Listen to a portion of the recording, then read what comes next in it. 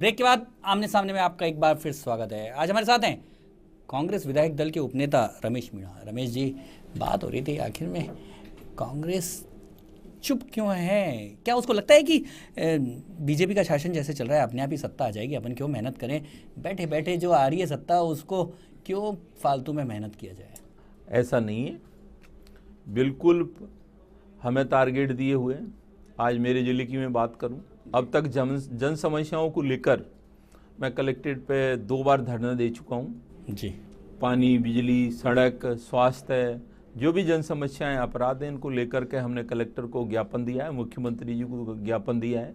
कांग्रेस हर बार आधारहीन भ्रष्टाचार के आरोप लगा के वसुंधरा जी पे और भाग खड़ी होती है, क्योंकि उसके सबूत ही नहीं मिलते और ना ही उसमें कोई आधार होता। पिछली बार भी जब आई, पिछली गवर्नमेंट में भी वसुंधरा जी की गवर्नमेंट पे इसी तरह के आरोप लगाए और खुद की सरकार होने के बावजूद अशोक गहलोत की सरकार ये प्रूव नहीं कर पाई भ्रष्टाचार हुआ। अब फिर वापस ही वैसे ही आधारहीन आरोप लगाए। नहीं, आधार अब न्यायालयों ने उनको नहीं आपसे एक बात कहता हूं कि सरकार अगर या आप हम बैठे हैं, हमारी बात सुन ले, तो एक माथुर आयोग बनाया था हमारे समय में। राज्यपाल उसको नहीं, नख थे ना दंत थे। नहीं, राज्यपाल जो उस जांच जो आयोग बनाया उसको क्लियर तो करे, जनता के सामने भी तो लाए। नहीं, लेकिन आपकी 5 साल की सरकार थी, उस दौरान क्यों नहीं आया? माथुर आयोग की जो रिपोर्ट, मैं उसकी बात कर रहा हूँ। खत्म नहीं, वो रिपोर्ट राज्यपाल के पास अभी भी दबी हुई है। उस रिपोर्ट को लाएं, जब आपको पता लग जाएगा कौन असली था कौन नकली था। और रही बात आपकी, अभी भी हमने मुद्दा खान का उठाया, भ्रष्टाचार आपको देखा 45,000 करोड़ का। मैंने महिंद्रा सेज का मुद्दा उठाया कि उन्होंने 500 एकड़ जमीन जो रेजिडेंस ली थी, जो अब उसके लिए आनी थी, पार्क निवास करने के लिए, उन्होंने उसको उस महिंद्रा से उसको क्यों दे दी भाई? वो जमीन बेच रहा है और सरकार भ्रष्टाचार कर रही है। जी, यही कांग्रेस के साथ यही प्रॉब्लम है कि बयानों में तो बहुत आरोप लगाते हैं, सिद्ध एक भी नहीं कर पाते हैं। अभी भी सिद्धे हमने कागज लिखा है, प्रधानमंत्री सीबीआई जांच के लिए लिखा है, नियमों में है, स्पष्ट है। अभी तो सरकार जब सरकारी जो न्यायालयों में आपके लोग गए, न्यायालय ने उन सबको क्रश कर दिया और उनकी याचिकाओं को निरस्त कर दिया। हम इस मैटर को भी, अभी जो चीज है इसको भी, जो आप बता रहे हो धौलपुर हाउस है या जो अन्य मुद्दे हैं इस प्रकार के, हमारे पास कागज है, विधानसभा में उठाएंगे उसको भी। कर चुकी है न्यायालय की बात अलग है, न्यायालय ने कर दिया अपने हिसाब से, उसके प्रति हम टिप्पणी नहीं करेंगे। न्यायालय के प्रति सम्मान, जो भी निर्णय उनका सम्मानजनक है, विधानसभा में उठाएंगे, हमारे पास कागज है। गहलोत गवर्नमेंट में भी यही आरोप लगते थे कि गहलोत और उनके सेक्रेटरी वही चलाते हैं, सारे मंत्री तो निठल्ले हैं और लगभग वही आरोप। क्या आपको लगता नहीं है, क्योंकि आप तो सरकार में रहे हैं, कि एक बात कह दूं मैं आपको प्रताप जी, कि आरोप लगे और जनता ने जो जनादेश दिया उसका परिणाम भी सामने है, आ गया। वो भी आपको पता है। मैं कहूँ कि भाई पहली बात तो हमने अच्छे काम किए, लेकिन जनता इनकी बातों में आ गई तो जनता भूल गई और जनादेश उन्होंने दे दिया, हमने स्वीकार किया। हमारी भी गलतियां रही होंगी जब भी हम 21 और अधिकारियों की बात में ज्यादा आ गए। हाँ, नहीं बात नहीं है, जो आगे जो सामने है आपके, उस चीज के लिए तो रिजल्ट भी आ गया। हाँ, रिजल्ट भी सामने है, मैं उसको छुपाऊं, लेकिन जनता अब जान चुकी है कि पिछला राज्य कैसा था और अब जो चल रहा है वो राज्य कैसा है। जिस हालत में आपके अनुसार सरकार चल रही है उससे तो कांग्रेस के लौटने के चांसेस हैं। आपको मैं आज यही दावे के साथ कह रहा हूं कि समय आने पर राजस्थान में कांग्रेस पार्टी का राज्य आएगा और जब ही लोगों को, जो गरीब लोग हैं, उनको मूलभूत सुविधाओं का समाधान होगा। इसके माध्यम से ये भूमि बेचना और कांग्रेस की सरकार आई तो मुख्यमंत्री कौन होगा? ये हमारा तय मुख्यमंत्री का, हमारे माननीय अध्यक्ष सोनिया गांधी जी, राहुल गांधी, जो हमारा जो राष्ट्रीय लेवल का प्रदेश नेतृत्व है, वो तय करेगा कि अगला मुख्यमंत्री कौन होगा। नहीं, वही तय करेगा। आप जिस तेजी से उभर के आए हैं, अब तो उपनेता भी हो गए, क्या लगता नहीं कि पहली बार एक आदिवासी मुख्यमंत्री की बात भी हो सकती है? सारा तय हमारा राष्ट्रीय लेवल से ही तय होगा और उनकी जो आदेश होगा, जो ऑर्डर होगा, हमारी कांग्रेस में एक परिपाटी है, उसी परिपाटी के हिसाब से अगला मुख्यमंत्री बनेगा। रमेश जी, दिक्कत यही है कि आप जिस राष्ट्रीय नेतृत्व की बात कर रहे हैं, वो राष्ट्रीय नेतृत्व खुद ही पोचा है, वो खुद ही डिसाइड नहीं कर पा रहा। राहुल गांधी ये खुद ही तय नहीं कर पा रहे, मैं अध्यक्ष बनूं या उपाध्यक्ष रहूं, मैं नेता बनूं या उपनेता बनूं।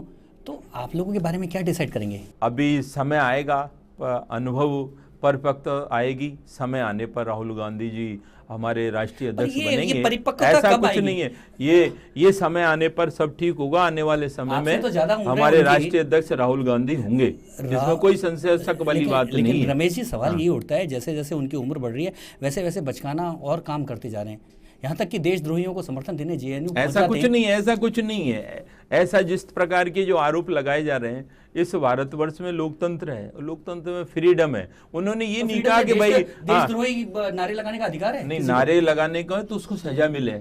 हम ये उनका समर्थन करने नहीं, ऐसा समर्थन नहीं किया, समर्थन नहीं किया। क्यों गए वो? आप ये चीज जो अभी आज बयान आया है राष्ट्रीय अध्यक्ष का, जिस प्रकार बयान आया है, जिस प्रकार उन्होंने भर्त्सना की है, तो जो सुप्रीम कोर्ट का तड़ीपार आदमी इस तरह की बात कर रहा है, हम बात करें। और ऐसा जो तो तड़ीपार आदमी है, लेकिन नहीं, पहले बात सुन लीजिए। नारे लगाने वालों के समर्थन में राहुल गांधी जेएनयू के कैंपस में क्यों गए? ये जो मोदी सरकार है, जहां पर भी कोई कार्यक्रम होता है, या मोदी विरोधी विचारधारा के लोग हैं या मोदी के खिलाफ बोलते हैं, उस तरह का एक प्लानिंग की जाती है, इनको ऐसा रूप दे दिया जाता है कि इन्होंने देश विरोधी काम कर दिया। बात करने वाले लोग सही हैं। आप अभी देख लीजिए, जम्मू कश्मीर की बात कर लें, ये पीडीपी कौन है, उसके साथ सरकार चला रहे हैं, अब भी सरकार चला। कांग्रेस के सामने सवाल ये है कि भाजपा क्या कर रही है या अमित शाह कितना बड़ा गुंडा है, ये सवाल नहीं है। भाजपा कांग्रेस के सामने सवाल ये है कि आखिर में देश के टुकड़े के नारे लगाने वाले लोगों को समर्थन देने राहुल गांधी जेएनयू कैंपस क्यों गए? मैं तो ये कहना चाहता हूं कि हमारी जो कांग्रेस पार्टी ने इस देश को आजाद कराने में अहम भूमिका रही, और अरे हमारे लोगों ने जो शहीद भी हुए, बलिदान भी दिया। आप इंदिरा गांधी को ले लीजिए, आप राजीव गांधी जी को ले लीजिए, वीएन सिंह को ले लीजिए।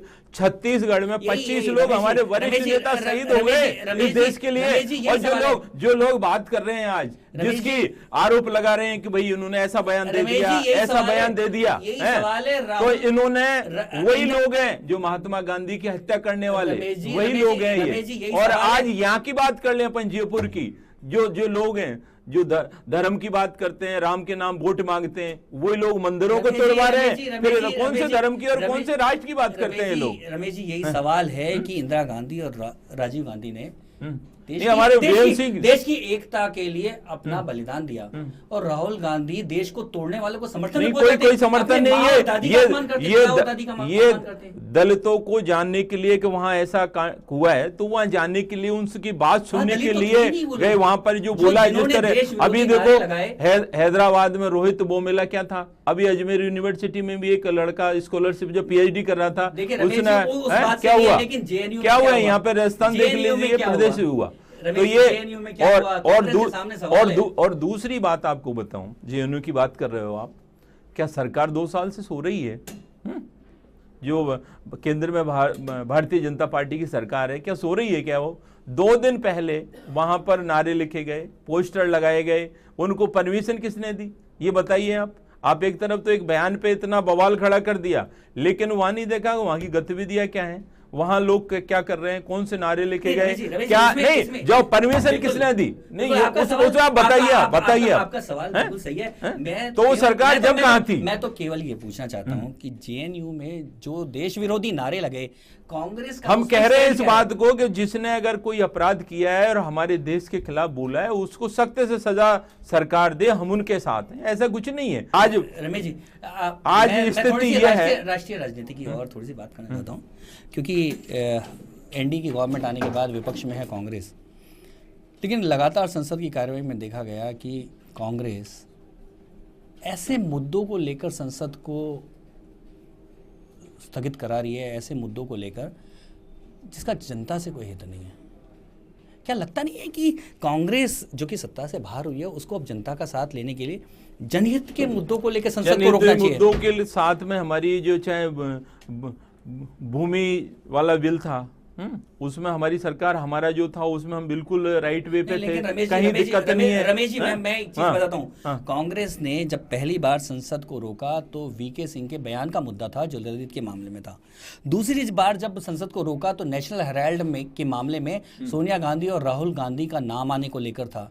दोनों ऐसे मुद्दे थे जिनका व्यक्तिगत ही मामला था, लेकिन तो ऐसा क्या है, देखो आप ललित गेट की बात करते हो, ललित गेट में कौन फंस रहा है, इनके कौन से लोग फंस रहे हैं। आज आने वाले समय में आप जेटली पर कितने आरोप लगे हैं, क्या हुआ अभी हमारी राजस्थान की मुख्यमंत्री पे लगे, आपके जितने भी जो है मुख्यमंत्री हैं, चाहे मध्य प्रदेश का मुख्यमंत्री हो, इन्होंने चाहे आपकी जो एजुकेशन मिनिस्टर है उस पर आरोप लगे। भ्रष्टाचार के मुद्दे को लेकर हमारी सरकार में देखो कभी कोशिश नहीं हुई। नहीं, हमारे समय में जब हमारी सरकार थी यूपी की, तो जिन पर लगे आरोप उनको हमारी सरकार ने जेल के अंदर भेजा और उनको दंड भी मिला, चाहे सरकार को उसका भुगतान भी हुआ कि हमारा जितना भी क्रूड ऑयल है वो गुजरात जा रहा है, तो गुजरात में उन लोगों को फायदा हो रहा है, हमें फायदा नहीं हो रहा। रिफाइनरी इतनी इंपॉर्टेंट चीज है जिसको माननीय मुख्यमंत्री जी करना नहीं चाहती, तो इसके पीछे मंशा क्या है, क्यों नहीं करना चाहती?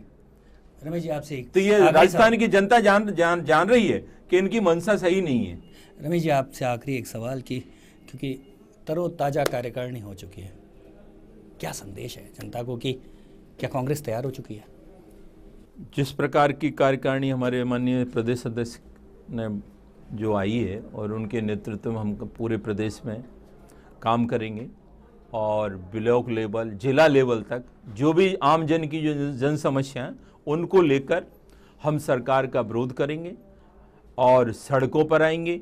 और हमारा जो काम है, एमएलए हम विधायक हैं, तो हम जो आम जन की जो समस्या है, जनता की, पूरे राजस्थान की, उन जन समस्याओं की जनता की आवाज़ बनकर हम सदन में बात को रखेंगे और सरकार पर दबाव बनाएंगे कि भाई जनता की समस्याओं की तरफ सरकार ध्यान दे, भ्रष्टाचार पर अंकुश लगे, तानाशाही सरकार है उस पर भी अंकुश लगे, और इसके लिए हम पुरजोर तरीके से कोशिश करेंगे कि हमारे जनता की जन समस्याओं का समाधान हो। तो भाजपा की सरकार के लिए अब नई चुनौती है, क्योंकि कांग्रेस अब पूरी तरह से तरोताजा होकर लौट रही है मैदान में, और शायद आने वाले समय में राजनीति में उबाल भी आए।